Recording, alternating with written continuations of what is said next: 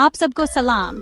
आज हम सीखेंगे एक जबरदस्त और आसान रेसिपी बनाने का तरीका पनीर गोश्त।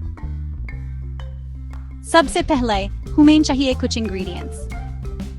आपको चाहिए होगा 250 ग्राम गोश्त, 200 ग्राम पनीर, 2 प्याज, 2 टमाटर, 2 टमाहिवे, 2 हरी मिर्चें, 1 चम्मच अदरक लहसुन का पेस्ट, 1 चम्मच गरम मसाला, 1 चम्मच लाल मिर्च पाउडर, 2 चम्मच ऑयल, 2 चम्मच ऑयल। ये सब कुछ मिल गया। सबसे पहले एक बड़ी कढ़ाई में 2 चम्मच तेल गरम करें। तेल गरम हो जाए तो उसमें अदरक लहसुन का पेस्ट और प्याज डाल दें। प्याज को गोल्डन ब्राउन होने तक भून लें। फिर गोश्त डालकर अच्छी तरह से मिक्स करें। गोश्त का रंग बदलने लगे तो इसमें टमाटर और हरी मिर्चें डाल दें।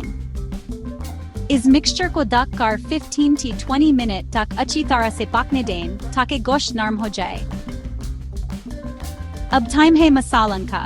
लाल मिर्च पाउडर, गरम मसाला और नमक डालकर इसे मिक्स करें।